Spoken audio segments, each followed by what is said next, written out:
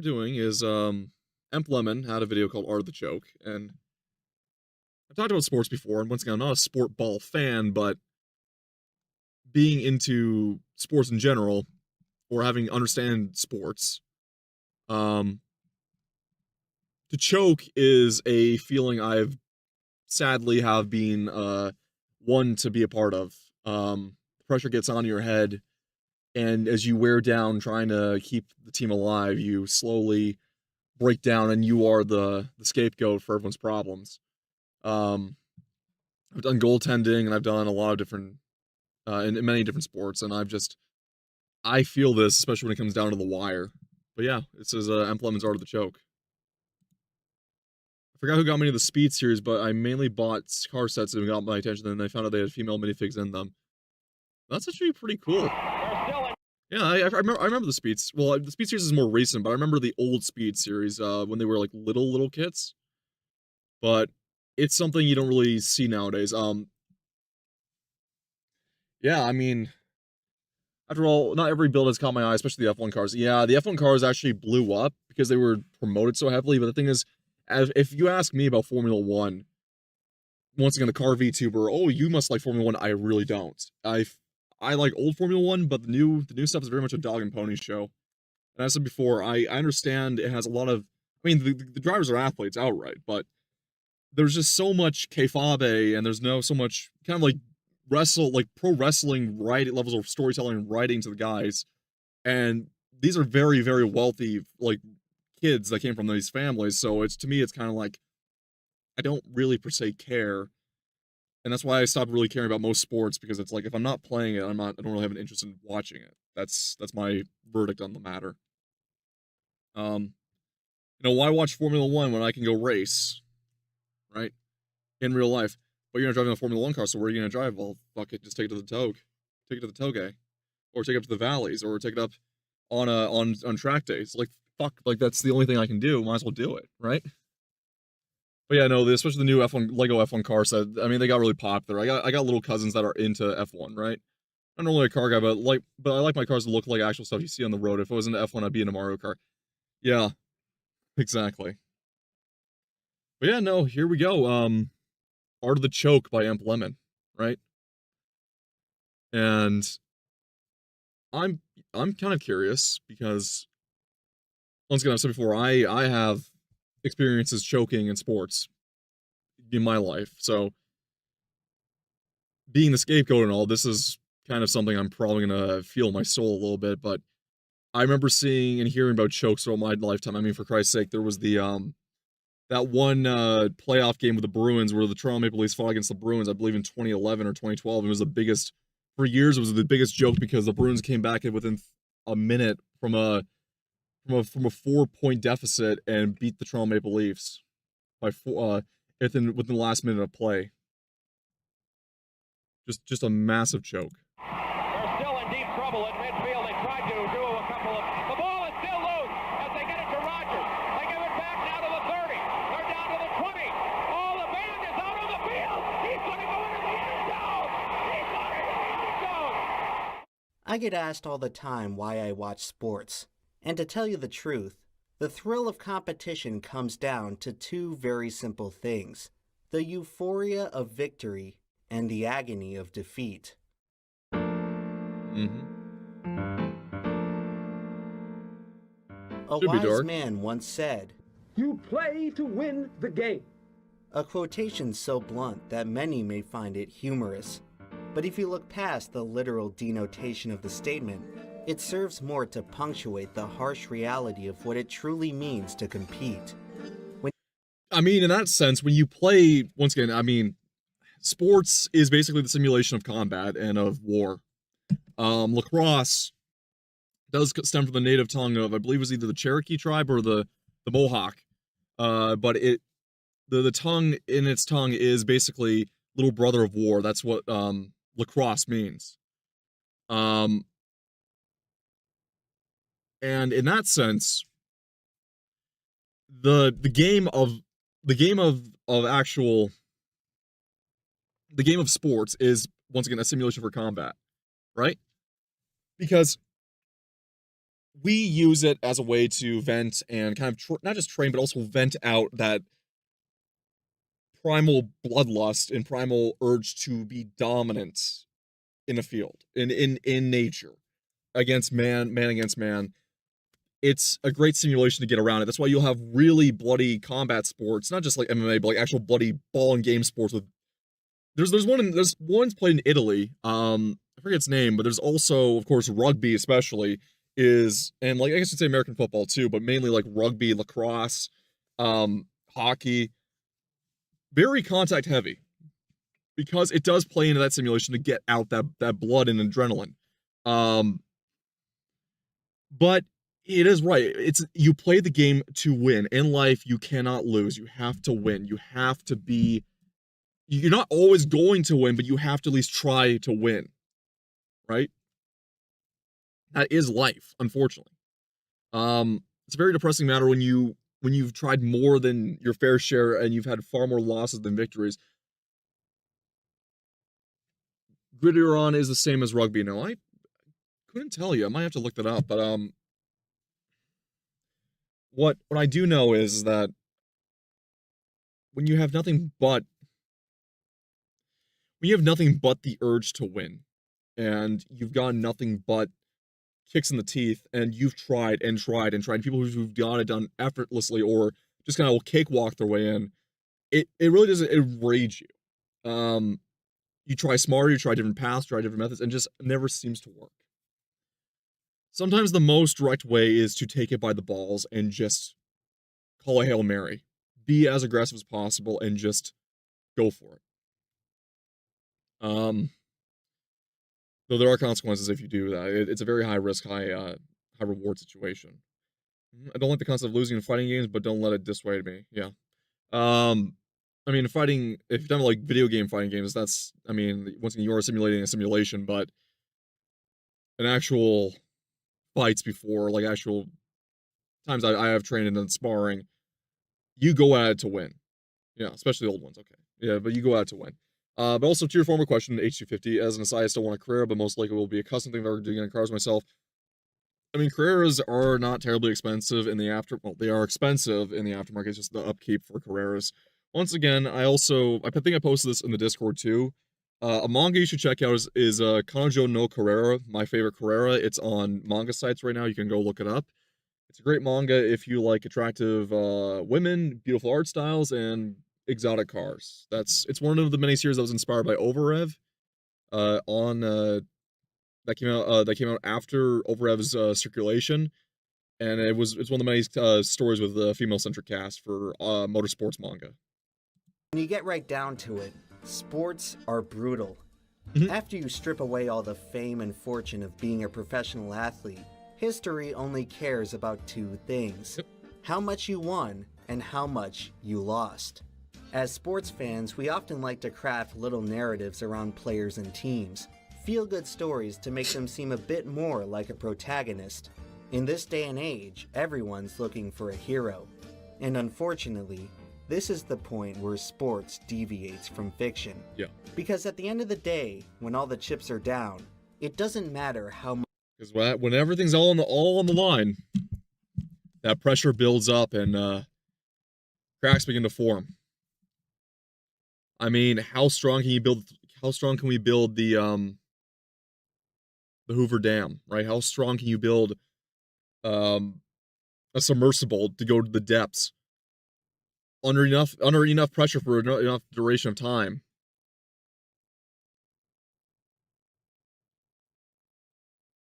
Not gonna lie, the thing that got me into it was a Viper GTX, the loot animation. I don't know what that is, and I may not care to find out on stream. But as I was saying though, is that once again, you can build a submersible to be as tough as possible underneath the pressure for the amount of underneath extreme pressure for a duration of time. Cracks will begin to form and it will collapse in on itself. Much you tried, how far you came, or That's a how good well allegory. you treated everyone else. All will be forgotten if you fail to win. And unfortunately for our heroes, there's just not a lot of winning to go around. The vast majority of competitors are doomed to retire as nothing more than forgotten losers. But not every loser is necessarily forgettable. As it turns out, there are many ways to lose in sports. Shit. Some more spectacular than others. You can throw a game on purpose, get cheated out of a win by the refs, or get blown out so badly that it makes everyone question what game you were. Most lopsided game in college football history. Yeah, I mean, there are nights where in professional sports you'll see like complete blowouts, and then there's just slaughters like this. Kind of in lieu of what's been going on recently with the Olympics, Team Canada's hockey team is getting a proper thrashing about, kind of like another kick in the nation's face, which is ironic because I don't really care all that much anymore. But I still can recall the time. What was what? Oh, what are you talking about? Refs, or get blown out so bad. Cumberland Bulldogs, Georgia Tech Engineers. Yeah. You doing this?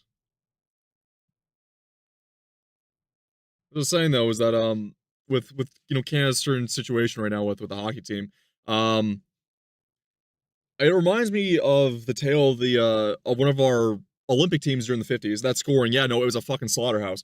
But one of our scorings was the Trail Smoke Eaters, which was one of our representative teams during the 1950s one of the Olympics in the 1950s. I believe it was either 54 or 56, or was the world, like some sort of world hockey tournament. Trail Smoke Eaters, amateur team from Trail Smoke, which is an actual name of a town. It was in kind of like an industrial area. Or Trail is the name of the city. They fucking walked. I forget which team was, but they walked the team. I believe it was 56-1, or 48-0. I can't remember the actual score. There was basically one game where they absolutely fucking slaughtered a European national team on the world stage. Just no bars, no held back, no mercy, just absolute slaughter. And that was an amateur team from Trail, some fucking off-being city in I believe Saskatchewan. Like, we're talking off the trail, like literally off the being trail in terms of size. Like, was fucking gnarly. Badly that it makes everyone question what game you were even playing. However, if you truly want to be remembered in defeat, look no further than the most painful way to lose in all of sports, the choke. 19-yard field goal attempt. Oh, it is fumbled by Romo, and then Romo's going to run to the end zone, and he's going to get tackled by Jordan Babineau. Oh, the ball just slipped out of his hand. Yep. It was a good snap, and he went to put it down, and it just slipped. Yeah. Your whole season comes down to that. I don't know that I've ever felt this low, at any point. So, I don't know. You gotta remember, when you have a hyper fervent team, like, okay, let me put it this way. Having grown up in Leafland, I know of hockey culture. I know of hockey culture all too well. And I can tell you this much, as obnoxious as some hockey fans can get, I have never seen hockey fans get as fervently vitriolic as both soccer and American football, or just basically just football fans in fucking general. I have not seen such fervent vitriol in compared to those two. I mean, the South Americans and the fucking Italians are aggressive in that nature for soccer, but Christ, in football, American, like, national NFL football made asses of themselves, and they will never live it down. They have to conceal their face. Like, it is, in some counties, some states, some cities, it is a death sentence for this type of thing, even at a high school level. A fucking death sentence.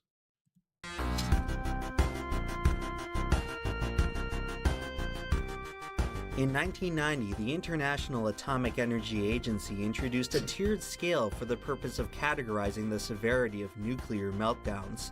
For the purpose of this video, I believe that a similar scale is apropos for chronicling the worst meltdowns in sports. Watching these moments unfold is truly a surreal experience. There's something about it that's so morbid, yet at the end of this confession, it all means nothing.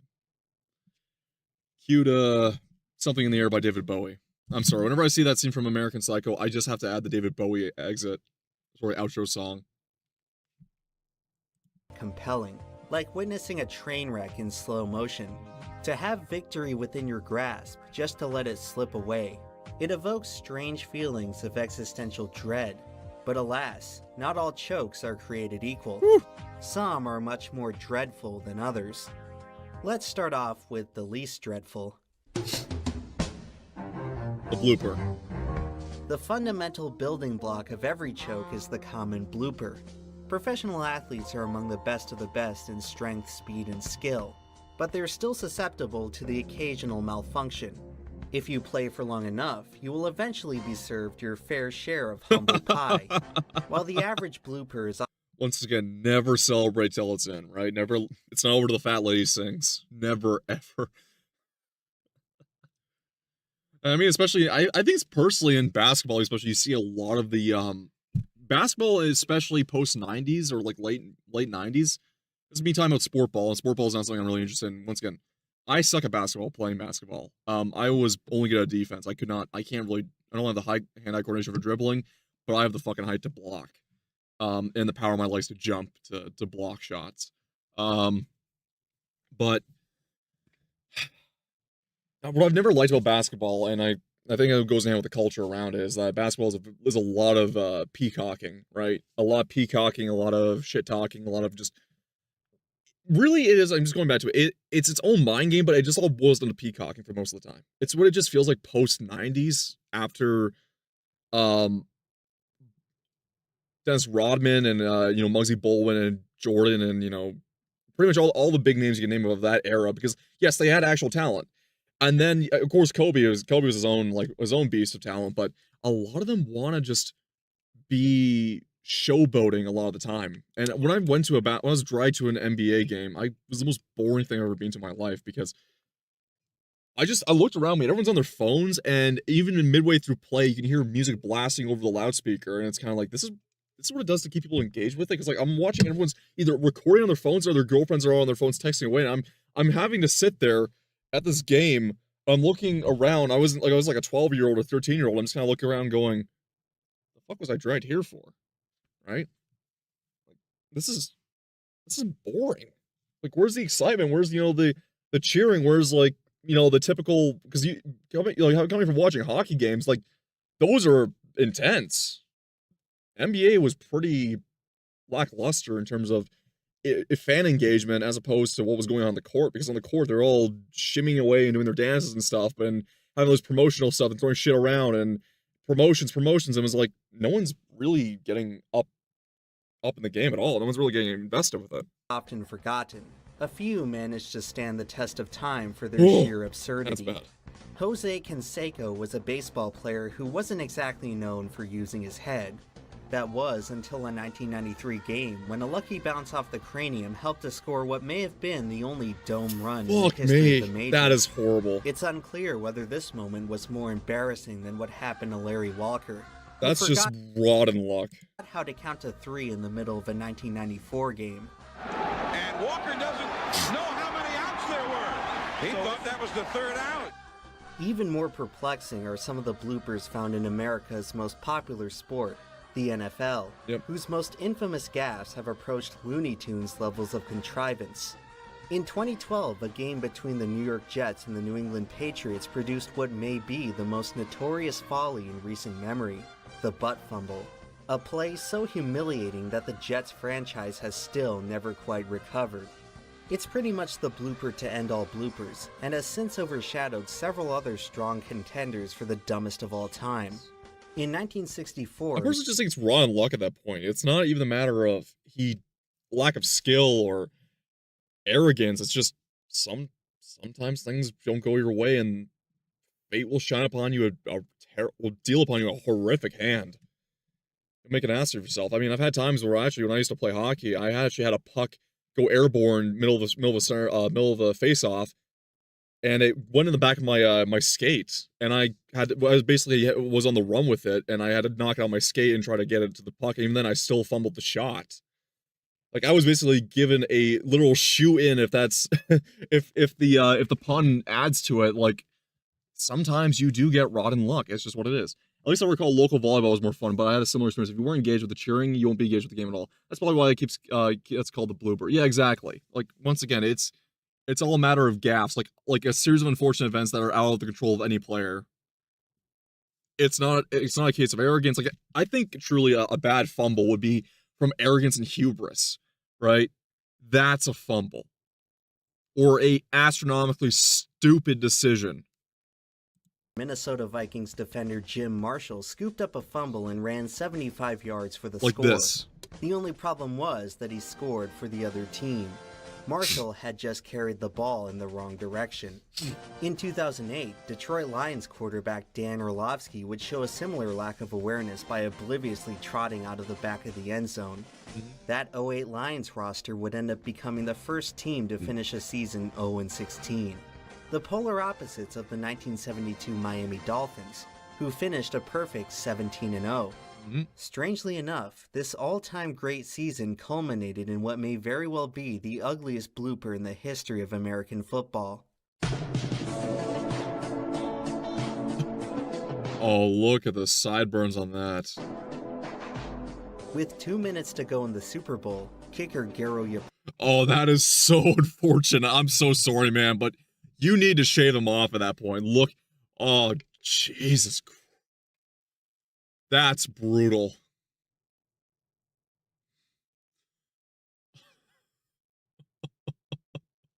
Oh, that is horrible. I'm sorry, man. Not even, no amount of biotin, no amount of minoxidil will save you at that point. Jeez. Emplemon was sent out to ice the game with a long field goal. In what looked to be a moment of serendipity, the Dolphins had a chance to end their 17-0 season with a 17-0 victory. However, Emplemon was about to show that the 72 Dolphins were not all perfect. Emplemon has it, throws a pass up with the ball. What a kooky play it was. Garo Emplemon lost his head and tried to throw a pass. It went in the hands of Mike Bass. He scores. Despite the pitiful comedy of errors on that play, the Dolphins hung on to complete what is thus far the only undefeated season in the Super Bowl era, and Garo's ridiculous folly would be forgiven and forgotten. Good. It just goes to show, winning is all it takes to bail you out of a truly hideous situation. Most of the other stories on this list wish that they could have been as fortunate. Yeah. Blunder. On their own, bloopers, errors, and mistakes are mostly inconsequential. Sports are largely governed by averages, and one bad play is typically not enough to sway the outcome of a game or a season. The same can't be said about this next kind of goof, the premature celebration. That's what I was saying, though. Here we go. Hubris. The hubris. And you see this especially with basketball. Oh my god, the amount of premature celebration and trying to... Okay, let me put it this way. The way I see basketball, especially the modern era, it's like a Devil May Cry in correlation to like gameplay. It's like playing Devil May Cry. There's too much. It's trying to have style, but without the substance. They want a style. They want to get these great shots in. They want to have these trick shot layups and crosses and everything, and they never realize what makes it work in the end. Because you want to have that celebration. They will do a lot of premature celebration, or premature just attempting to style before it's set in stone. It's easy to clown athletes for a shameful moment, but there are also times when pride is just as dangerous. Everyone knows the story of the tortoise and the hare, but this age-old tale always manages to slip the mind of a few athletes per year. Throughout the history of sports, there are numerous examples of players losing through nothing else but their own hubris. As shown in the fable, racing often serves as the backdrop for many improbable defeats. In 2015, track and field athlete Tanjoy Pepiot was too focused on gesturing to the crowd to notice his competitor stealing the victory from under his nose. In 2004, a similar fate befell superbike racer Sean Emmett. Perhaps the most painful homestretch fail would happen to Olympic snowboarder Lindsay Jacobellis, who would kiss the gold medal goodbye after a showboating stunt sent her tumbling into the snow. Moments like these prove the time-honored wisdom that you should never celebrate until after you cross the finish line. or in the case of American football, the end zone. It's a sport which has seen an alarming number of cases where a celebrating player has inexplicably dropped the ball at the 1-yard line, thus invalidating what should have been a guaranteed Just score. right there. One such case that's particularly hard to watch happened in a 2014 college game between Utah and Oregon. Oh no. After the Utah receiver let go of a surefire touchdown, Oregon returned it 99 yards the other way. Woo. A 14-point swing, all from one careless mistake. It's a mistake so punishing you'd think that any player would learn to never do it again. Well, any player besides Deshaun Jackson, who dropped the ball not once, but twice in his career. Okay, the latter though, that first one was a fuck up. That latter one though, Jackson, to be dropped fair, the ball not once, but twice in his. That dive, okay. I don't know why he wanted to do a dive. I don't know why. Was he going for a catch? I gotta see where the ball was. Besides Deshaun Jackson, who dropped the ball not once. It looks like he might have caught it, but twice in his career. Okay, if he was going for a dive at that point, okay, there's some case of probability considering the way he landed. Maybe on the latter, that's not as much of a as compared to the former, because the former was very much a surefire. Perhaps the most famous case of dropping the ball came on the biggest stage. Oh, he's a big boy. In Super Bowl 27, Leon Lett's hot dogging allowed an opposing player to catch up and strip the ball before he scored. 9 months later, with the Super Bowl blunders still fresh in everyone's mind, Leon would somehow manage to top it. In a Thanksgiving Day game against the Dolphins, a blocked field goal at the end of regulation left the whole Cowboys sideline celebrating. Unfortunately, another inexplicable botch would render that celebration premature. Wait a minute. Will was in the end zone. No one covered it, and Miami did. Now someone touches the football here. It's Leon Lett. No! The Dolphins pull it out. 16-14. Game over. It's safe to say that after this, both Leon and the Cowboys were reminded of the most fundamental law in competition. It ain't over till it's over. It's over till the fat lady sings. Sports can be truly chaotic, and they're that's a slaughter. Till it's over. Sports can be truly chaotic, Actually, not that terrible. and there is very little that can be confidently Jesus Christ. Holy shit. I forgot this happened a lot in baseball. The only times I've heard of this happening in baseball, or actually, not just in baseball, I think this also happened in hockey too. There was a couple times where one of the players schwacked either a bat, I think it was one of the players schwacked a bat out of the air and killed it, and basically brought a supposed curse upon their team for like a decade or so, because they fucking just schwacked a little low-flying bat out for no reason. excluded from the possible range of outcomes. I feel bad for any of that As one. someone who spends a lot of time watching a losing team, I often find myself imagining a hypothetical list of events that would have to occur for them to actually win. The more they're getting beat, the more preposterous that list becomes. But would that imaginary comeback be impossible or just improbable? In other words, at what point does a deficit become truly insurmountable? Praise Jeb. We may never know for sure how big of a lead is safe, but we do know which ones are not. Okay. On April 21st, 2012, the Boston Red Sox got out to a 9-0 lead against their arch rivals, the New York Yankees. Right. Just 3 innings later, the Yankees had scored 15 straight runs, flipping the script on what surely looked like a Boston blowout. It was one of the biggest swings in any baseball game ever, and it fell just short of the biggest outright comeback.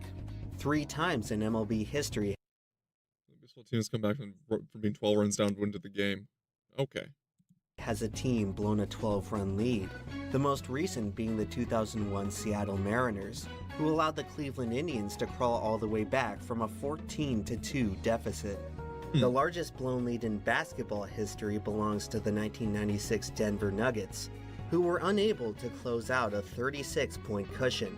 In 1957, Huddersfield Town would blow the biggest single-game lead. That is the most Anglo name I've heard in a long time. of any football club. After building a towering 5-1 margin with just 27 minutes to play, the Terriers would somehow go on to blow a 4-goal lead, losing 6-7. In ice hockey, there we go. Numerous NHL teams have Chicago Blackhawks, Montreal Canadiens, yep, St. Louis. I know about this, Boston Bruins, yeah. managed to blow a 5-goal lead, including Wayne Gretzky's Edmonton Oilers, who couldn't hang. It is the 50s. No, that was the 60s, but here we are. Edmonton Oilers, okay, because you gotta remember the two. I know Emp is presenting this as Wayne Gretzky's Edmonton Oilers. Gretzky was a rookie in the 1979-80 season and had played in the rival league, the WHL, in 77, 78, and no, he played in 78, 79 in the WHL just before it folded, and then they were merged over, with a couple teams being merged over to the NHL. Gretzky, at this time, was still in his very early age of play. So this was not the Stanley Cup winning Edmonton Oilers. This was not Wayne Gretzky, the great one, at this point yet. He was a rising star, but he was not the Gretzky that we would come to know him as. On to a 5-0 lead in a 1982 playoff game. And also, he wasn't just going against any Los Angeles team. He was going against the fucking team led by Marcel Dion, who was the fourth highest scoring player in the history of the game, and preceded Gretzky, and would remind, even though he'd never won a championship, Dion would basically remind Gretzky early on that this is you're not walking into this as the golden boy just yet. I mean, even Gordie Howe in his later autumn years reminded Gretzky of this back then. Coincidentally, the biggest comeback in NFL history would also befall the Oilers in a playoff game, who squandered an almost unthinkable 35-3 lead to the Buffalo Bills. Statistically speaking, these games are all candidates for the worst ever choke of their respective sports, but considering the full context in which they occurred, few are remembered as such. Most of these losses just didn't end up mattering in the grand scheme of things, relegating them to probabilistic anomalies, mere trivia for number-obsessed geeks. They don't really come to mind when the average sports fan thinks of the most gut-wrenching chokes. As the INES would say, they were disasters with only local consequences. If we want to find some truly epic chokes, we're gonna need some bigger fish to fry. So the way I see sports is the way I see people who talk about cars, right? You got a lot of people who do spec sheet nerd things where they'll just talk about nothing but the spec of the car and they can do this, and especially with Tesla Bros, where it was like, because having watched many Caleb Hammer videos, we see Caleb have jack shit knowledge on cars, and he likes to promote like, well, actually, I don't need to repair my Tesla, and I just kind of go to Caleb. It's like, yes, you are financially intelligent, but Caleb, you fucking got to repair suspension, tires, brakes, everything. HVAC control, coolant system too on Teslas as well. I don't think Caleb is that. Once again, Caleb's not as in tune as he would like to think he is with everything he purchases. What I'm getting back to is like, you get a lot of spec sheet nerds that will, especially in sports, like there are the average sport consumer, basically the ones that have the bread and circuses, and then you got those weird, like, once again, as Emp showed, the kind of the fat, non-athletic nerd guy who sits behind a computer, fucking doing sport betting every single day, but he's obsessed with sports, but he's so analytical about it when he can put that, that skill set into something like stock trading, or can put into a different field that his talents would be far better suited in. And yet he's sitting there just typing away about which NFL team's going to, or how his fantasy team's going to win this year. Like, there is some unhealthy obsession with sports. And once again, I know a guy who doesn't really care about sports at all, because I've stopped watching them. I just only like the story of it because it's great to write. It's good to look there if you want to write stories for yourself or write stories for a novel or fiction, because you always look to sports as the modern day theater and arena for this. But it simultaneously is also its own. It has its own set of consumers, if you will, the consume type, right? It's fairly agreed upon in sports jargon that the term choke describes when a team or player has exhausted a massive advantage. In most circumstances, it refers to an advantage that is... Okay, horse racing though, that is fun. That is... Fuck you, Uma Musume. You got me into horse racing. Now I care more about the actual horse racing than I do about the fucking Uma girls. Save for Phenomeno. Phenomeno is still my favorite Uma. And I will not let the lesbians have her. Phenomeno is my Uma waifu. Fuck you. I want her to kneel on my neck. Been built up over the course of a game. However, in a few cases, that advantage is in play long before the game even starts. In every sports league, you're bound. I fucking remember this. I fucking remember reading about this random guy who showed up to a bodybuilder competition. I love this. He was not even competing. To run into mismatches, where one competitor is heavily favored over the other. While nobody wants to blow a huge lead, it can sometimes prove just as humiliating to lose to an opponent you're expected to dominate. Yeah. Heading into 1990, Mike Tyson was far and away the most feared fighter on the planet, boasting an undefeated 37-0 record with 33 knockouts. The heavyweight champion was probably the closest any fighter has ever been to being truly invincible. Fans were anticipating him to make quick work of 42-1 longshot Buster Douglas, but to everyone's shock, the mostly unknown underdog would hand Iron Mike the first loss of his career, in what is widely considered the Chad Flav versus the Virgin Sculptor. You're talking to a guy who does bodybuilding age 250, man. And I'm the Virgin Sculptor, man. How could you do this to me? considered to be the biggest upset in boxing history. Not bad for a guy who had pretty much been brought in as a jobber. It turns out that a few other sports make tomato can. Oh, hang on. Sorry, we lost it. I'm sorry. I had a slip of the button. A jobber. He was a jobber. Sorry, he calls him a jobber. That's one way to put it. Tomato can is the official term though in boxing. Basically, you're beating up a tomato can. You're just kind of taking the piss out of a can that's just going to absorb the shots. But no, he came in there. He's a fucking. He's pretty much been brought in as a jobber. A slang term used in professional wrestling industry to describe enhancement, talent, performance use so horse to get manhandled by the star. Yeah, exactly. It turns out that a few other sports make use of jobbers, most notably college football, whose top teams are notorious for scheduling a few games a year versus cupcake opponents. University athletic departments have been known to pay six-figure sums for vastly inferior teams to come in. Oh boy, that's yeah. Jeez. Into town and get pummeled into the turf. It's a small price to pay for what should be an automatic victory. That's certainly what the 2007 Michigan Wolverines were thinking when they scheduled their opening day contest against the Appalachian State Mountaineers. Going into the season, Michigan was ranked as the 5th best team in the nation, and their opponents were. Out of curiosity, you think that Jake Paul was a jobber / tomato can, or was it Jake paying for the publicity? You're talking about Jake's whole thing. Jake's whole boxing career. Majority of the fights, he was buying superstars or retired superstars. Up until Mike Tyson, because Mike Tyson's a gander for me, because Iron Mike, you could see him in training. Yes, he's old. He was walking with a cane, but Iron Mike still had some fire left in him, like when it comes to his early shots. But you can tell that, they know that energy was going to go out, and he was not going to be lasting much in there longer.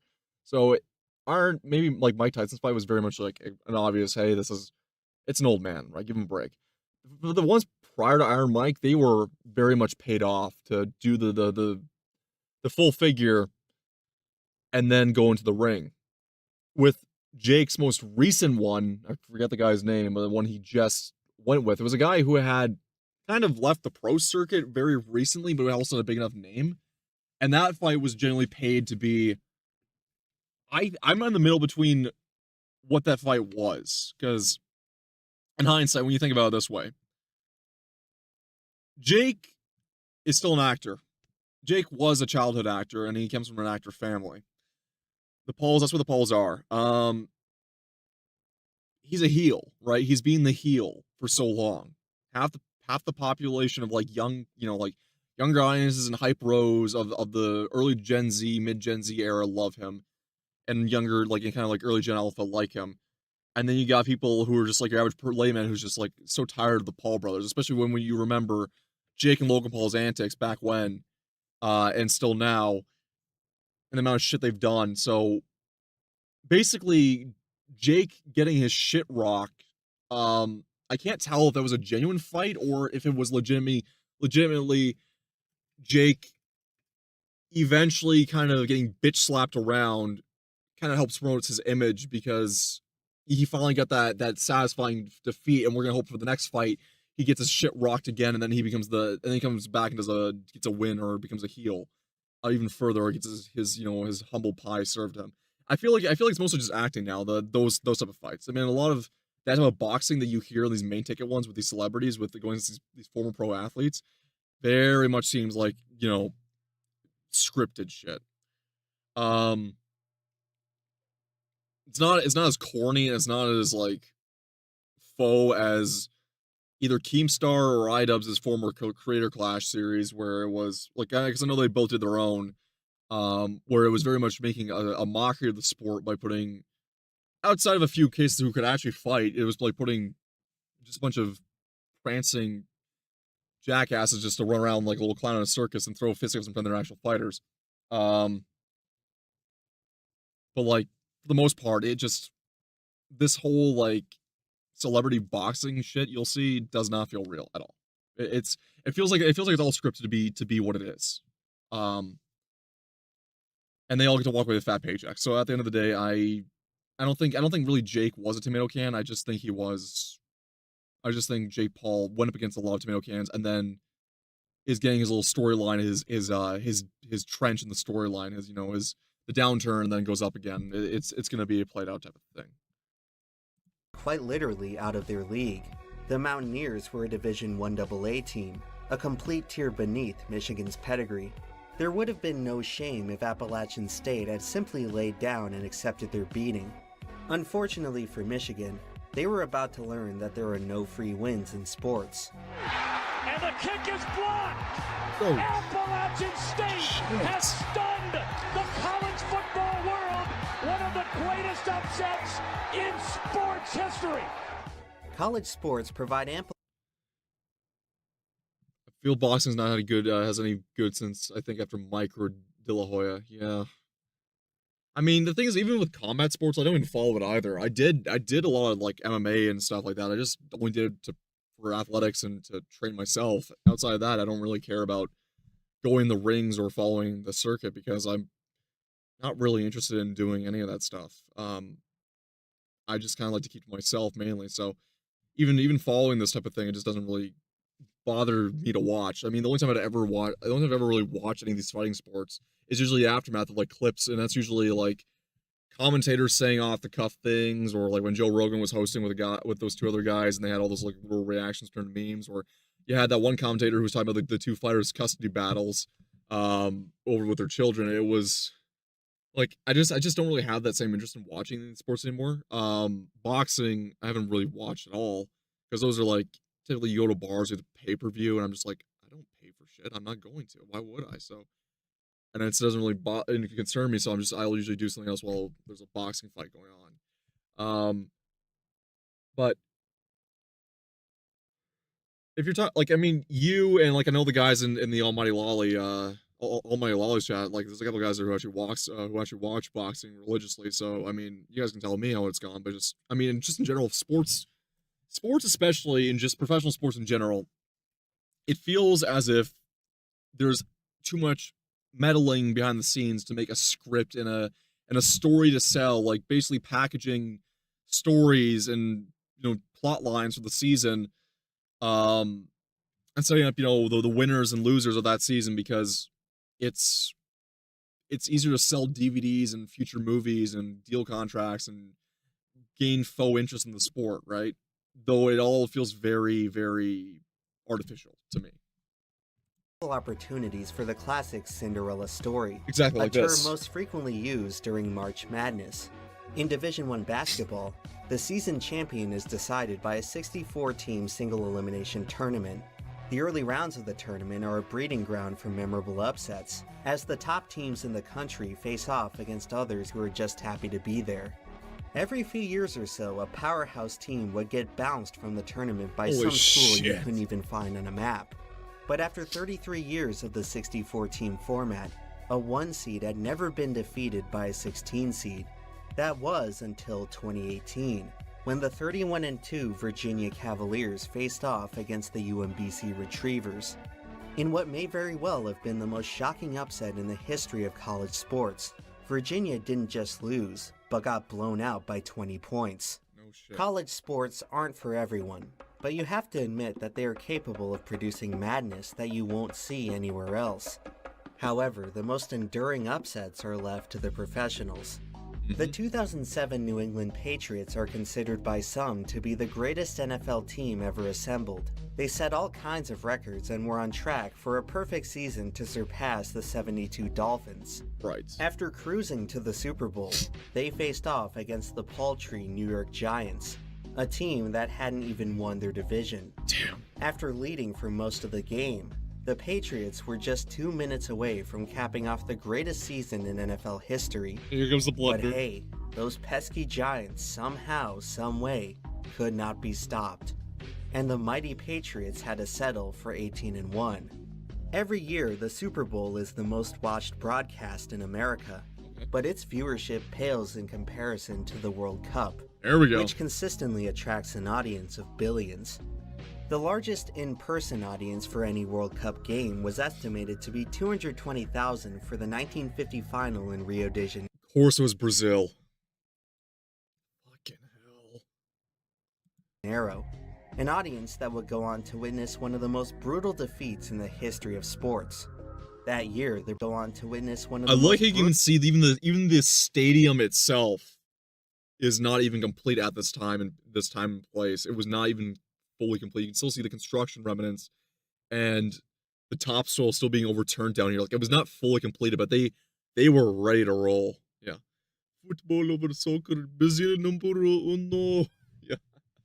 Fucking love.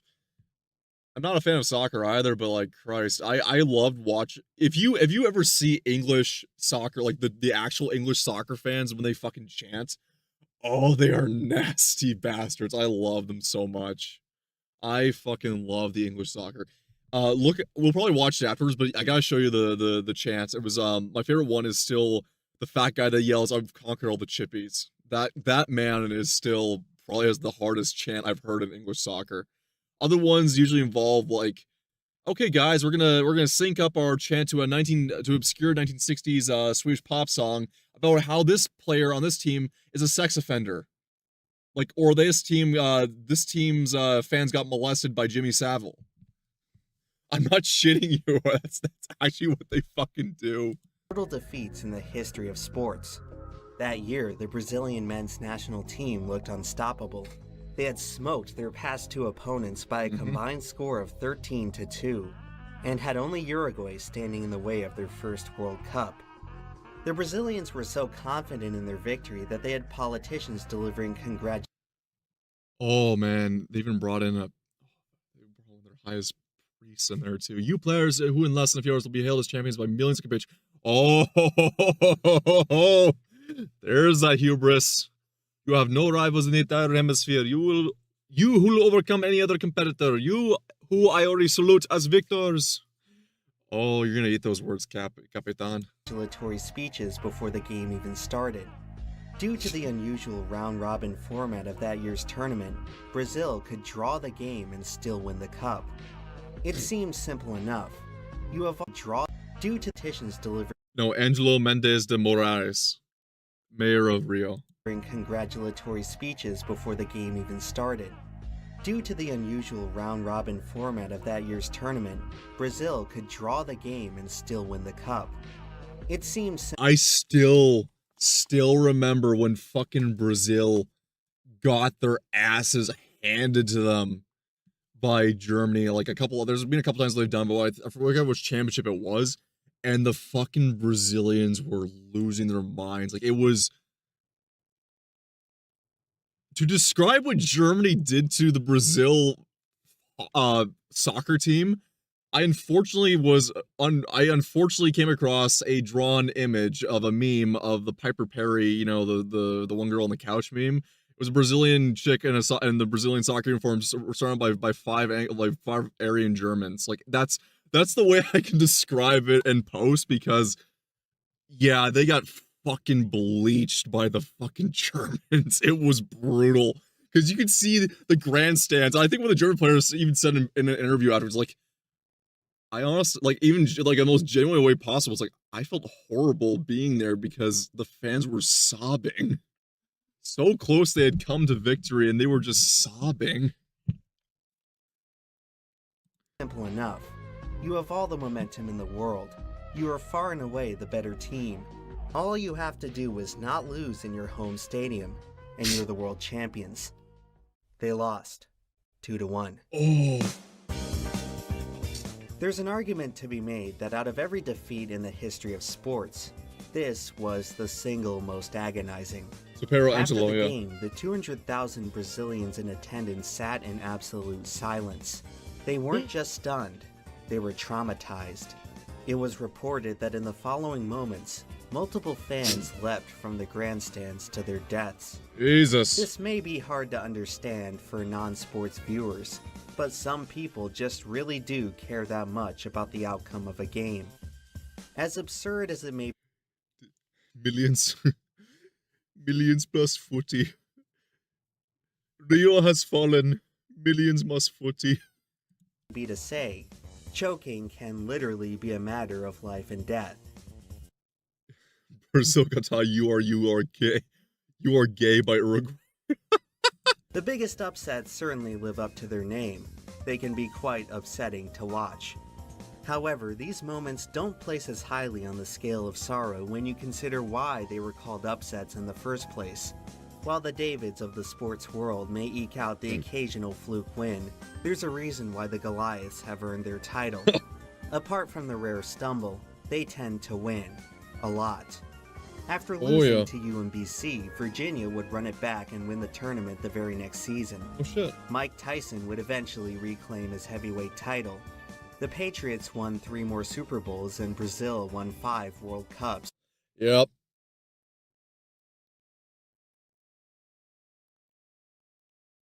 Yep. It's safe to say that most of these guys ended up just fine. When we come back, we'll take a look at chokes so devastating that no one involved would ever really recover.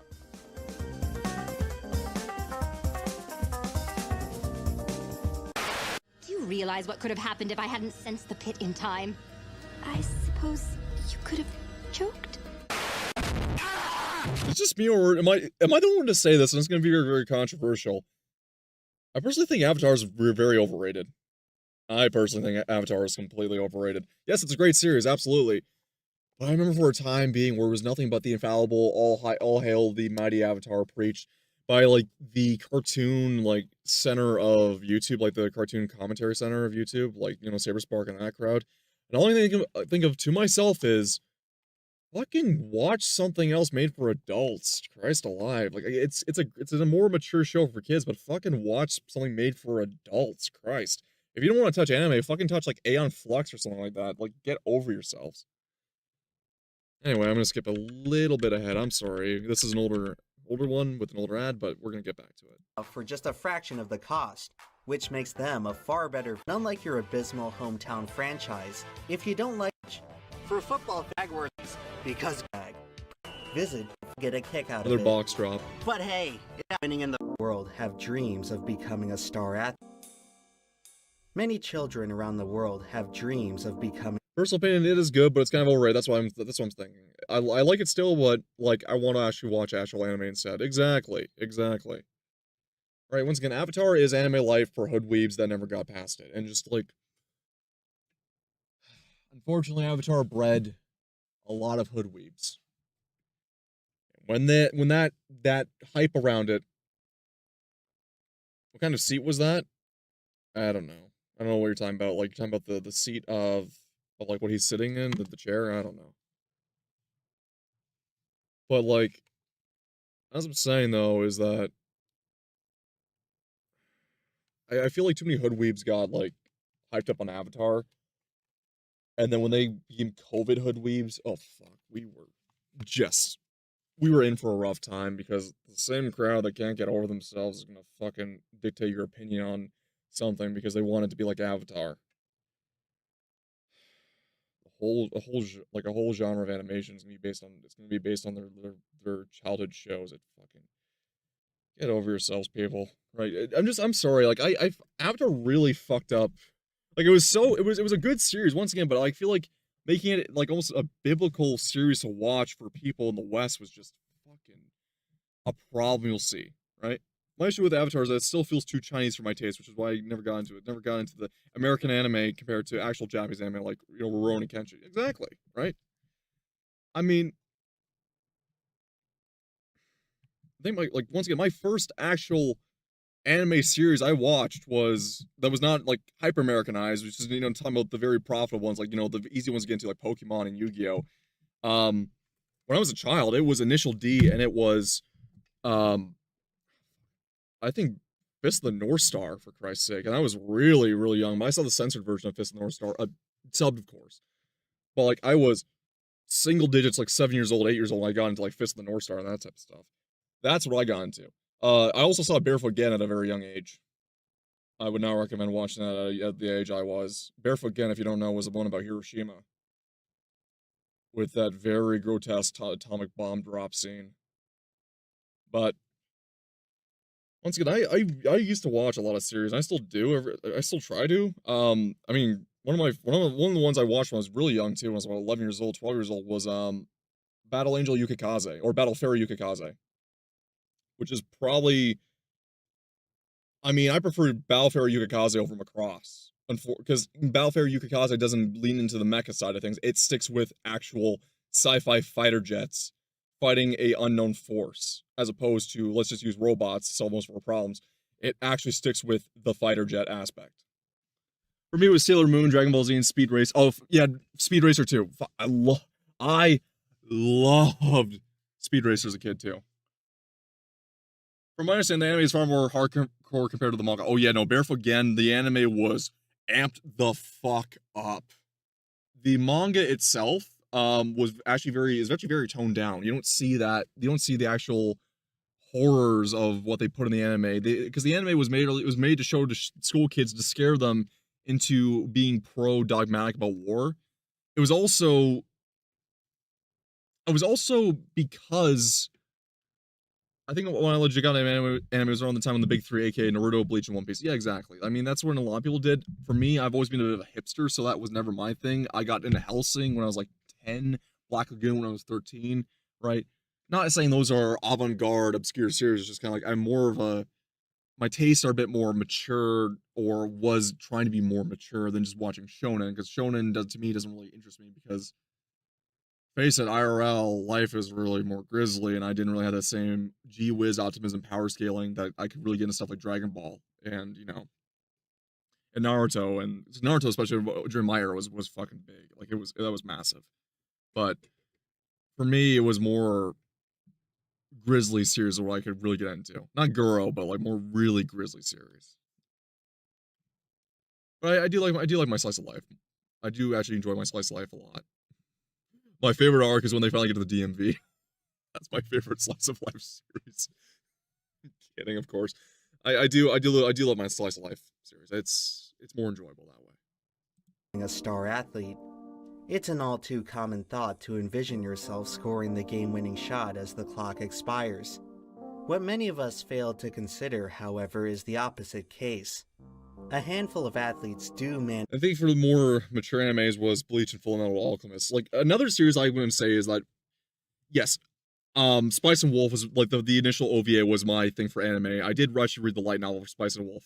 It's not the only light novel and anime based on a light novel I actually watched. The other one for me was, surprisingly, and I'm going to make an ass of myself, especially when I put this into a YouTube video.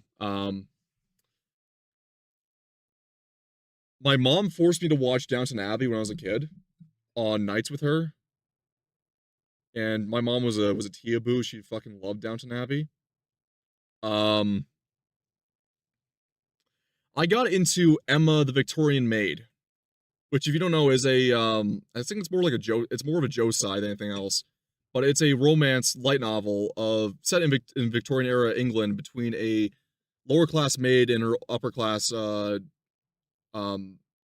master of the home, or not really master, because it's not even like what you're thinking of, like kind of like it's not like even like a Roberta and Garcia situation from Black Lagoon. It's more, he's in his early 20s, she's in her mid to late 20s, but it's more of a flowery actual Victorian romance series. It's actually very sweet and endearing and pretty well written, but it's just one of the ones that kind of got faded into the over time, but it has its own anime adaptation I'd recommend watching. Managed to beat the odds and make it to the biggest stage. But rather than having their dreams come true, they all of a sudden find themselves in the midst of a living nightmare. The nightmare. Chris Webber had a solid NBA career, but most people only remember him for one costly mistake that he made in college. They have no timeouts. No shit. Oh, he causes too many timeouts. That's a technical foul. Oh. The timeout. Michigan doesn't have any. Down by 2 in the final seconds of the championship game, Webber got caught in a bind and attempted to reset the situation by calling timeout. The only problem was that his team was out of timeouts, resulting in a technical foul that immediately ended their chances of victory. That's a technical foul. Wah, wah. Tea and crumpets, yep. You fucking know it.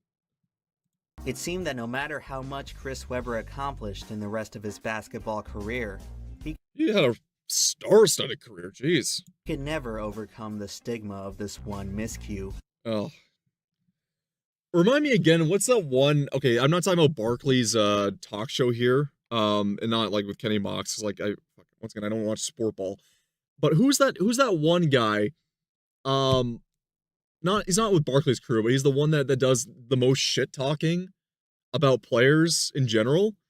And he's the one that gets memed into like, could Mewtwo win the NBA tournament, or could Mewtwo beat LeBron, or could Goku beat like the people actually ask him, and then he's actually played into the whole meme of him being a dang YouTube censored my comment. Oh shit, no kidding.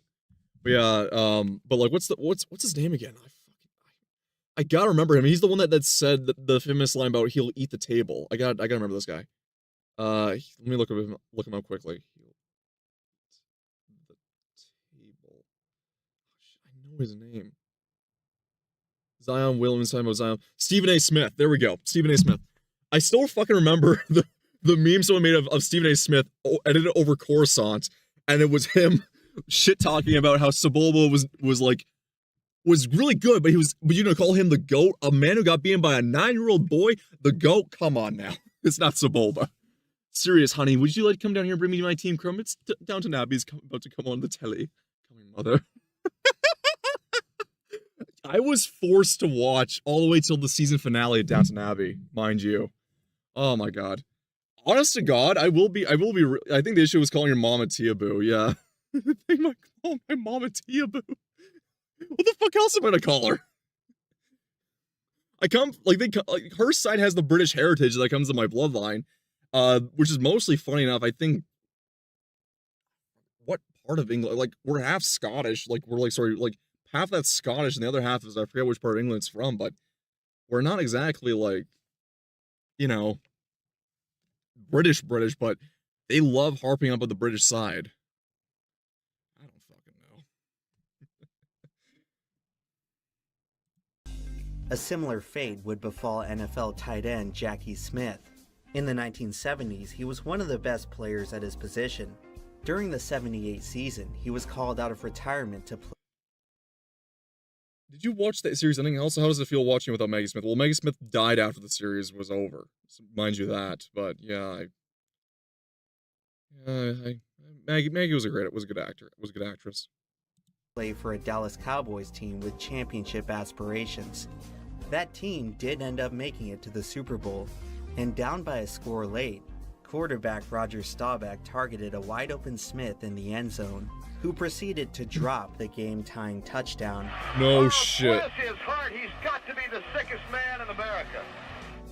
Dallas was forced to settle for a field goal, and that 4-point swing wound up being the difference in the game. Smith's pivotal blunder caused him to be single-handedly blamed for the defeat. Today, this lone moment is pretty much all he's known for. Oh. Across his Hall of Fame career, Jackie Smith caught 480 passes, but he All that in just the one night. is forever doomed to be remembered for the one he dropped. It can seem rather unjust how much one mistake can ruin someone's legacy. In the 1994 World Cup, Roberto Baggio was the breakout star of the whole tournament, helping to carry the Italians to the finals. But after the game went to penalties when the team needed him most, he sailed his lone opportunity over the crossbar. The miss would haunt Baggio for years, who is remembered today as one of the best players to never win the World Cup. In association football, the striker is often the most revered position on the field. The same can't be said for their American counterparts. In the NFL, the kicker is one of the most thankless roles that anyone can fill. We're talking about our idiot kicker. Do your job well and no one bats an eye, but screw up just once and you will be ridiculed until the cows come home. In recent history, two of the cruelest misses that come to mind are Blair Walsh's chip shot shank and Cody Parkey's double doink. However, the distinction for the costliest miss in NFL history has to go to one of two incidents from the 90s. Across more than a half century, 4 Super Bowls have been decided by a last-second field goal. Right. 3 were made, and 1 was missed. The dishonor belonged to Buffalo Bills kicker Scott Norwood, who missed wide right on a 47-yarder that would have won the Bills the title. It's a moment that has tragically become the most replayed missed field goal of all time. Didn't do job. However, Didn't do job. That is a quote. Jeez, that's tough. become the most replayed missed field goal of all time. However, in defense of Norwood, the standard for kickers back then was much less efficient than what we see today. I see. 47 yards was about at the limit of his range, so the attempt was certainly no gimme, especially considering the circumstances. For my money, the NFL's actual worst miss occurred 8 years later, in the 1998 NFC Championship game. Minnesota Vikings kicker Gary Anderson had not missed a kick all season, leading by a touchdown with 2 minutes left. All Anderson had to do was make one more to put the game out of reach. And he's going to go and absolutely screw it up. And that's like, okay, we know it's coming up. It's just, it's gut-wrenching to watch this with the context out of it. Everything's placed on him, and this is his only job, yet he's got to be, you do this, the team wins. Yeah, team wins. If you fail, it's all in your head. Oh man, it's really thankless. I think a lot of us can actually relate to the situation, considering what some of our careers are, where like you are the one to carry the shop, or attempt to carry the shop, or attempt to work with the shop, and thankless whenever you do all the grunt labor, but then the moment you fall behind, well, everyone's up your ass. However, when staring down the most crucial kick of his life, Anderson could not deliver. And all of a sudden, his perfect season had turned into the perfect storm. It was just a matter of time before the Vikings' lead was gone, along with their championship hopes. It can often be difficult for sports fans to reconcile the complex list of reasons for why their team lost. It's usually far easier to pin the whole mess on one player and one moment, no matter how unreasonable it may be. This type of coping mechanism is otherwise known as scapegoating, and in the history of sports, there was perhaps no bigger scapegoat than Bill Buckner.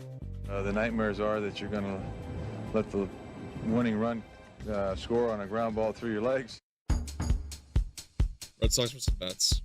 Late in Game 6 of the 1986 World Series, Boston Red Sox manager John McNamara made the fateful decision to leave Buckner. Say McNamara. The name comes with a different connotation the way I'm thinking, but it's not the McNamara I'm thinking of, though. But there's still going to be people they're going to call morons underneath his reign and tenure. In the game at first base. By this point, the 18-year veteran was well past his prime, and would usually be subbed out for a more sure-handed defender in crucial situations. However, as the elder statesman of the team, Buckner was given the honors to close out what was anticipated to be a very special moment. Maybe not. Leading the New York Mets 5-3 in the bottom of the 10th, the Red Sox were just 3 outs away from winning their first championship in nearly 70 years. Jeez. After retiring the first 2 batters, relief pitcher Calvin Schiraldi got into a jam, and the Mets would tie the game off a wild pitch with the bases loaded. The next batter, Mookie Wilson, appeared to end the inning by hitting a ground ball directly at Bill Buckner. It's the most routine defensive play in all of baseball.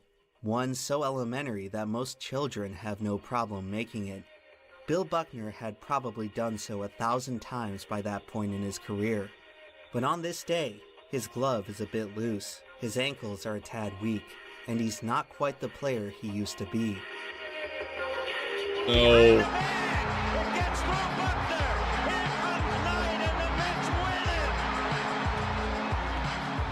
No. The Red Sox would go on to lose Game 7, and the fury of a tortured fan base would be placed squarely on Bill Buckner's shoulders. The error had made him a national Even I know this image of how famous it is. Jesus. laughingstock and an absolute outcast in the city of Boston. Oh, that's cruel. Notwithstanding, Boston sports fans also refer to the bridge as the Bill Buckner Bridge. After Red Sox fielder Bill Buckner, since like Buckner's famous mishap, traffic goes between the legs of the bridge. Oh, that is brutal. I also had this happen to me in hockey too, where I had a puck that get passed through my legs, and that was like, it was infuriating. Oh man, that was infuriating. Buckner had to endure so much hatred that he eventually had to move his family out to Idaho, where no one knew who he was. And with that, we've reached a point where chokes stop being so entertaining and start being pretty hard to watch. To go back and revisit this footage over and over again, we are prying into what is quite literally the worst day of someone's life. A moment in which their destiny was profoundly and permanently altered for the worse. But what if that moment were dragged out just a little bit longer?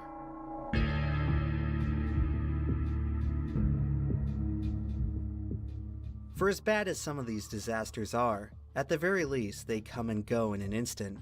The victims aren't given any time to marinate in their active suffering. Even more terrifying than a single nightmare moment is the meltdown, where an athlete's anguish is sustained over a much longer time frame. This is no longer your average everyday choking. This is advanced choking. Yep. Golf could be described as one of the loneliest sports of all. If you screw up, you have no one to blame but yourself.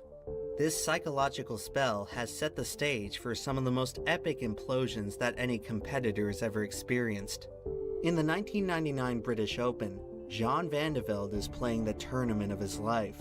He entered the weekend ranked outside the top 100 players on tour, and is now on the cusp of winning one of the sport's crown jewel events. All he has to do is complete the final hole in 6 strokes. The following 14 minutes can only be described as a real-life horror movie.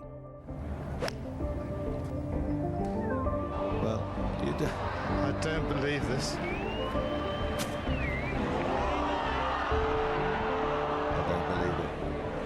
Oh dear, this is so sad. Isn't that broke back Bill Buckner, some guy in Iowa when they spot Bill? Oh, fuck. Buck broken Bill Buckner. 6 strokes easy. I could do it in 3. She left me for that purpose. They call me the horse. It takes me 3 strokes to get off. So sad. What are you doing? Oh, Jean, please, would somebody come? Also, what the fuck is going on in the Discord, H250? I just looked back at my phone and I became blown up from fucking the almighty lolly. Fucking everyone there. Oh no, what have I caused? Now, I don't know. Many of us have tried these kind of shots, but he's going to sink deeper and deeper. I've never seen anything like it before. To attempt to hit the ball out of there is pure madness. Well, he's thinking about it, but this is horrendous stuff, Alex. No, thank goodness good sense prevails. Oh, yes.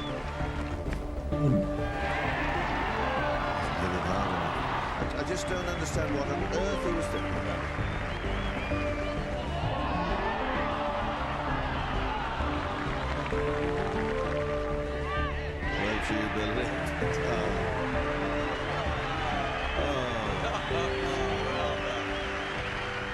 Van de Velde would eventually finish the 18th hole with a triple bogey 7, and would go on to lose in a playoff. For the rest of his career, he would never even sniff another major tournament win. Golf may be considered the sport of gentlemen, but there are times when it can be absolutely savage. 3 years before Jean Van de Velde's meltdown, Greg Norman succumbed to one that was even worse. If you thought one hole of misery was bad, you should see it prolonged over an entire round. No. Oh, that's nasty. Norman entered the final day of the 1996 Masters with He looks like a Texan, too. the Snaps the club in half, yeah. 6-stroke lead. Over the course of that Sunday afternoon, that lead Why don't you get in your hole? Are you too good for your home? would slowly and steadily evaporate into nothingness. It was like watching a wayward sailor adrift at sea in a sinking ship. There was no saving him. In about 3 hours, Norman's 6-stroke lead had disintegrated into a 5-stroke deficit. By the end of it all, he wasn't even close to winning. One bad play can be written off as an outlier. Several in a row can be chalked up to some bad luck. But to suddenly lose your God-given abilities for an entire game, this is hell. You just might have to start believing in curses. One fan base very familiar with curses is that of the Chicago Cubs, who by 2003 had experienced nearly a century of futility. In that season's NLCS, they finally looked on track to reverse their fortunes. After shutting out the Florida Marlins for the first 7 innings of Game 6, the Cubs were just 5 outs away from a long-awaited return to the World Series. But after Cubs fan Steve Bartman crossed paths with a chance foul ball, it was as if fate itself had flipped a switch. The Cubs, who had controlled the entire game to that point, had just been transported to the inning from hell. Into left field, a base hit by Rodriguez. Pierre scores to make it a 3-1 ball. I need a few more strokes. It was not a pleasant night. Thank you for telling me that. Ground ball in the hole is short. And bobbled by Gonzalez, and everybody's safe. Hammered down the left field line, and the game will be tied up. In the air, right field. The throw will come to the plate, and the Marlins have taken a 4-3 lead. That ball hammered into left center field. 3 runs are going to score on a double ball. Oh my God. And this crowd at Wrigley Field stunned in disbelief. Baseball is one of the only sports with no time limit, meaning that the potential for suffering is theoretically infinite. After watching Guy catches pop fly instead of letting it fall. their victory disappear before their eyes, Cubs fans must have been wondering if the tournament would ever end. It turned out that the old curse was there to stay for just a bit longer. Yep. At the turn of the 21st century, the only other baseball team as misfortunate as the Cubs were our old friends, the Red Sox. Not only did they have a generational championship drought of their own, they had to sit and watch as their bitter rivals became the most successful franchise in all of sports. Throughout the 20th century, the Red Sox had almost too many heartbreaks to count, with one of the absolute worst taking place in the 1978 season. On the morning of July 20th, the Red Sox led the American League standings by a staggering 14-game margin over the Yankees. By September, Boston's lead had dwindled to just 4 games, just as they were slated to face the Yankees in a 4-game series. The Red Sox ended up getting swept so badly Jeez, I remember this. I remember hearing about this one too. This was gnarly. that the performance went on to be known as the Boston Massacre. Not gonna lie, what happened to all the Glory Day teams? I could not tell you. I think they all just kind of went off and kind of went on their own way. Just like that, the 14-game lead had vanished, and the Yankees had tied them in the standings. After squandering the entire advantage they once had, the Red Sox were given one last opportunity to right the ship, a regular season tiebreaker in their home stadium, with the winner advancing to the postseason. However, any chance of redemption would soon be foiled when Bucky Dent, a player who'd only hit 4 home runs that entire season, blasted a 3-run shot that ended up winning the game for the Yankees. Boston was once again left in the dust, and would have to watch their nemesis win yet another championship. It's just You got put in the cuck chair. I'm sorry. You got. Yeah, that's brutal. Late season collapses are probably the most long-form meltdowns in all of sports. The worst. But in a season as long as the Yankees baseball, wear socks for bed. Yeah. They're not unprecedented. If you want to know, sports journalists are their own breed of like boomer humor. The absolute nastiest chokes that sports have to offer, you will find them in an exclusive collection of moments that were truly one of a kind.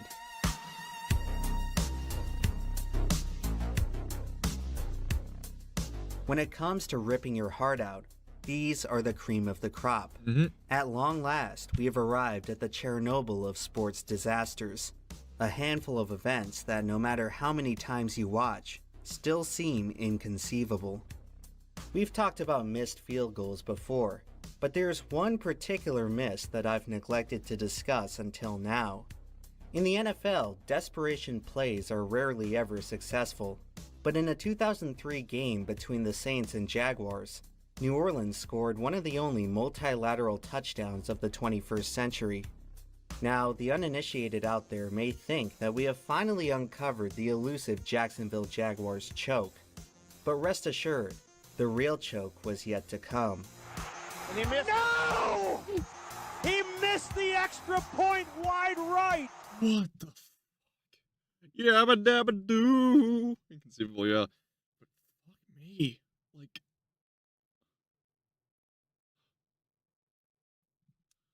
all that build up, you hear me go quiet because I'm just watching. 2003 game between the Saints and Jaguars. And just New Orleans scored one of the only multilateral touchdowns of the 21st century.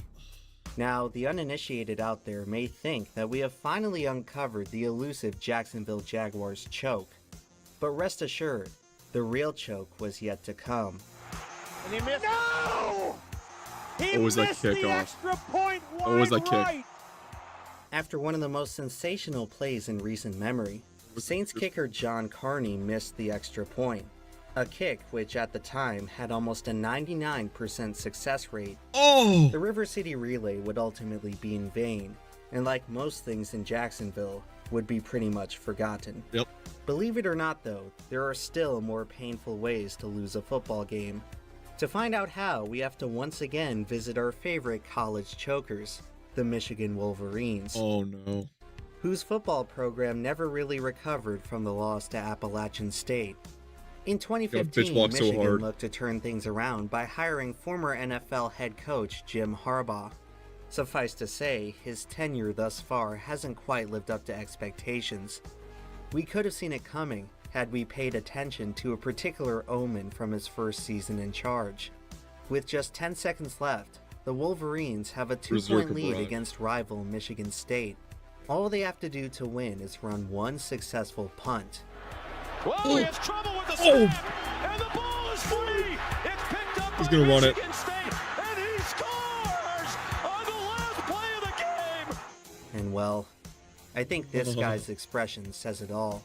It's so broken. But for as frustrating as this was to watch, there is still one loss in the history of American football that is even more inexcusable. On November 19th, 1978, the New York Giants are leading the Philadelphia Eagles 17-12 with just 30 seconds to play. The Giants have the ball, and the Eagles have no timeouts. Theoretically, losing from this position should be impossible, but for some godforsaken reason, the Giants are going to find a way to do so. Funnily enough, their demise would come almost entirely from the NFL's weird problem with kneeling, and oh, for fuck's sake, I don't want to see Colin's face ever again. Not the kind you're probably thinking of. In the modern day, I can name someone else who was good at kneeling. I also can name someone else who's good at fiending.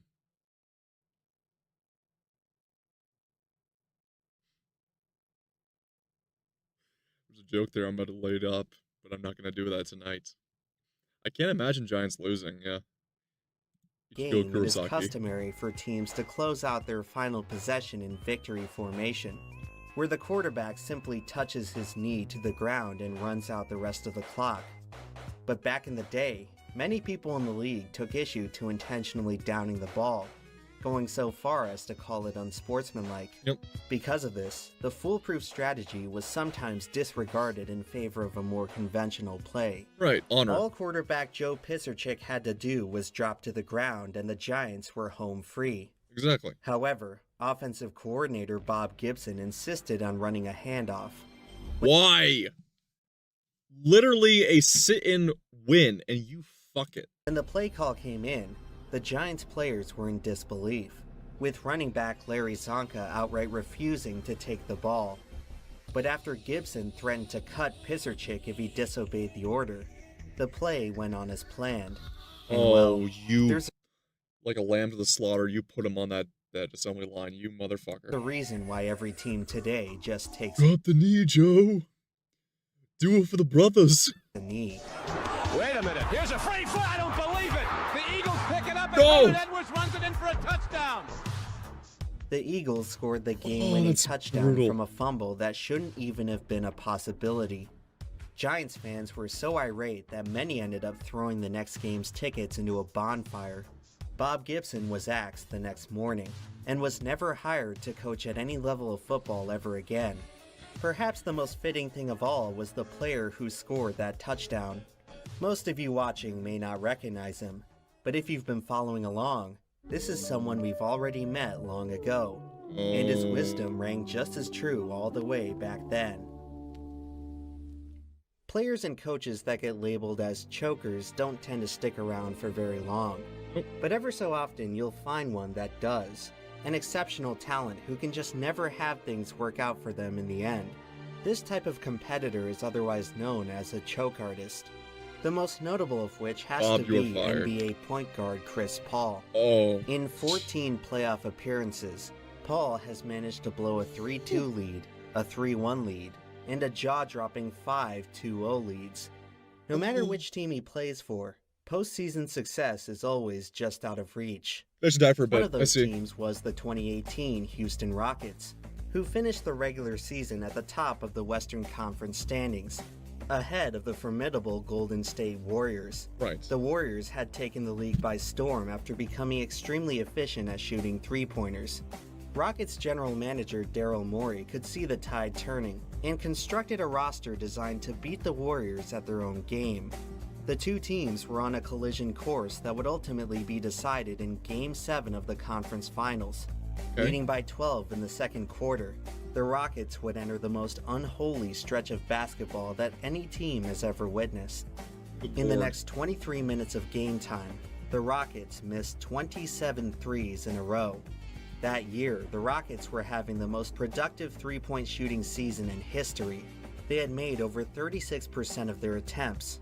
The odds of this team missing 27 in a row was about 1 in 186,000. And for it to happen at the absolute worst possible time, that's a level of cruelty I cannot even begin to describe. No. It's one thing to cost yourself the game off some incompetent mistake, but at least in that case you get to blame it on something. What's truly demoralizing is being defeated by nothing more than the cold indifference of chance. If you think that 1 in 186,000 I think I'm about to lose my headset here, but we're going to keep going. They don't even come close to the level of misfortune that Toronto Blue Jays pitcher Dave Stieb experienced in September of 1988. If you want to know a city, greatest achievements for any pitcher, if you want to know a city that has not seen the level of fucking kicks to the head, you look at Toronto. It is a absolute beaten down city in terms of sports. Is the no-hitter. In the 150-year history of the majors, only 317 have. It's like I've stopped talking for a bit, but Toronto, infamously, I don't think there's been a championship there since the '90s. Well, actually, no. The most recent one was the Raptors. Remember correctly. My army of Persian rockets will block out the balls, and we will fight in the shade. Exactly, but Toronto, outside the Raptors, Toronto has been bitch slapped 6 ways of Sundays. I don't think there's anyone left in Toronto who's got hope for the Leafs to win the cup at all this point. It'd be a fluke if they did, but they're the Stanley Cup. Like that is how much they've been bitch walked for years. Ever been thrown. At the end of the '88 season, Dave Stieb had 2 consecutive no-hitters blown up on the last possible out. Sports writer John Boyes estimated that the chance of this happening was 1 in 241 million. But that still may not be as unlikely as what happened in the world of motorsports on May 29, 2011. Okay, this is where I get Many interested. consider the last Sunday in May to be the greatest day in racing.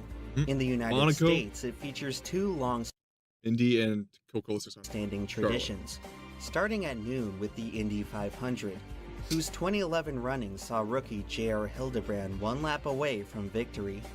In the final corner, National Guard? he misjudged a pass on a lapped car and crashed, allowing second-place Dan Weldon to steal the win on the final straightaway. Oh, that's brutal. The sponsor of Hildebrand's car was the National Guard, who just so happened to be sponsoring Dale Earnhardt Jr.'s car in the Coke 600 that evening, as Earnhardt found himself leading on the final. Oh, no. Oh, this is the greatest tragedy since, well, the greatest tragedy of all the National Guard since 9/11. Lap. The National Guard car would experience deja vu. Junior is slowing. He's out of fuel. He's out of gas. Oh. The leader at turn 4 does not get to the flag. In an astounding coincidence, two separate drivers with the same sponsor would lose their respective races in the final turn of the final lap. A remarkable case of synchronized choking. Oh, close. What about Monaco, though? Can choking really manifest itself on a macroscopic level? If so, the best evidence of it happening would have to be the wildest time in the history of American sports, 2016, otherwise known as the Year of the Choke. It started in the NBA. Oh, man, you know that season was for masochists. You know there was absolute fucking leather sluts loving that season. NBA Western Conference Finals, where the Oklahoma City Thunder blew a 3-1 series lead to the Golden State Warriors. After advancing to the finals, the Warriors proceeded to blow a 3-1 lead against the Cleveland Cavaliers. 5 months later in the World Series, the Cleveland Indians blew a 3-1 lead to the Chicago Cubs. Oh, no! Who finally ended their century-long championship drought. Right. 2 championship collapses in the same sports season was almost unprecedented, but the worst was still yet to come. 3 months after the World Series, the Atlanta Falcons orchestrated the worst choke in Super Bowl history, blowing a 28 I remember this one too. This was a massive, this is where I first actually heard of the Patriots. When I was a kid. lead to the I was a teenager at this point. This is when I first ever heard of the Patriots. In a span of just 8 months, all 3 major American sports saw their champions crowned through the ashes of historic chokes. A feat that will probably never happen again. Of course, I would be remiss if I didn't mention a certain other choke that happened in the United States at around the same time. Oh, well, when you have the whole system backing your ass, and you still just go up and under. Cinema. Absolute cinema. Yeah, it's got qualms and problems, but man, I remember that night. That was beautiful. In what has very much become our country's new most popular sport. But out of the prior 3, the Falcons choke has to be the most iconic. It was beautiful. It was beautiful. However, I personally consider the Warriors choke to be the most historically fascinating. That season, the Warriors broke a record that few thought was possible. Their 73 regular season wins were the most in NBA history, and we would probably look back on them as the greatest team ever if they hadn't choked in the finals. Their defeat completed one of the strangest statistical oddities in all of sports. Combined with the 96 Red Wings, the 01 Mariners, and the 07 Patriots, the best regular season team from each of the Big 4 U.S. sports leagues has failed to win the championship. The Warriors have had no shortage of winning since, but that missing ring still looms as a big blemish on an otherwise dominant dynasty. In sports, blowing a 3-1 lead is pretty uncommon. That was a Patriot comeback, no? Yep. Well, no, not that season, no. Blowing an 8-1 lead sounds almost unfathomable. The Competitive Yacht Racing Championship features a best of Competitive Yacht Racing, I forgot this was real! 17 series. And in the 2013 running, Team New Zealand led Team And this year the Patriots choked. Yep. USA 8 races to 1. needing only a single victory in the next 8 to clinch the title. New Zealand would go on to lose each and every one. No shit. In terms of sheer magnitude, no other choke in sports even comes close. But if you're asking me about the absolute greatest Can't hockey your way out of that one, New Zealand. Of all time, there is one other that tops it.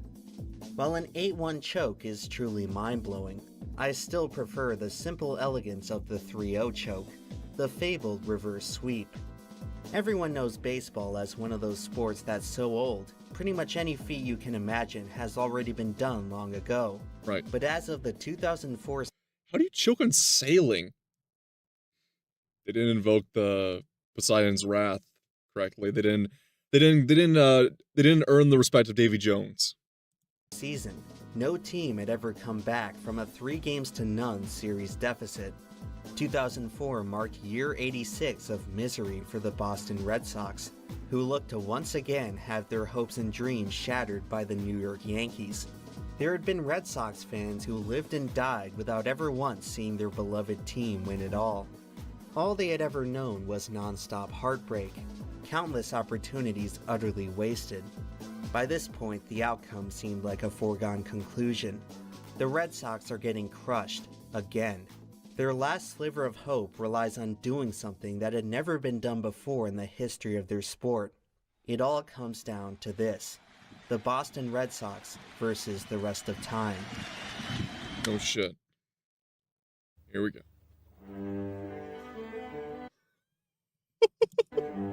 You know, thus far I've only really shown chokes in a negative light. I've described them as brutal, cruel, and agonizing. Right. But very rarely you'll encounter those ethereal moments when a choke is actually quite beautiful, where all the broken pieces just manage to fit together in the most perfect way. It's like poetry in motion, a surreal window into someplace else, where great things really can happen. The truth is that outside of Don't let this fat lacing the go sports Sox. world, most of us are losers. It can seem like whatever success we do find always manages to slip away. In a society that seems to value winning above all else, it's a tough pill to swallow. Losing is as undesirable as it is universal. It's hard to find a feeling more relatable. No matter how good you are, everyone has to lose eventually. In sports, it's easy to get caught up in the ruthless pursuit of glory.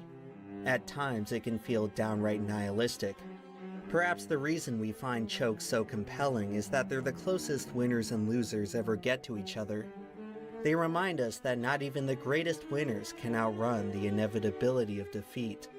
It's the reason we watch and the reason we play. If the woeful Red Sox could come back against the mighty Yankees, who knows what else is possible. Beautiful. Back to Folk. Red Sox fans have longed to hear it. The Boston Red Sox are world champions.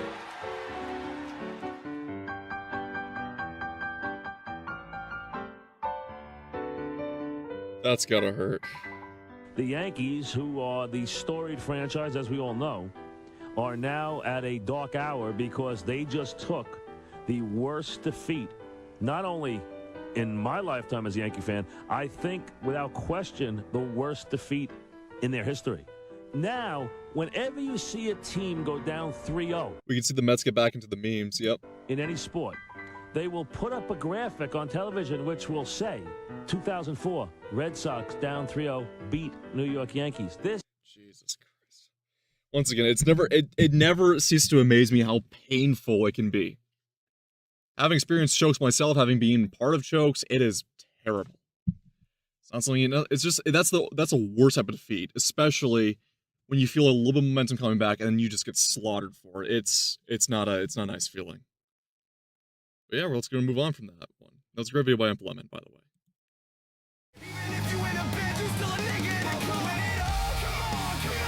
Falls down, and when it falls down, you go crawl down.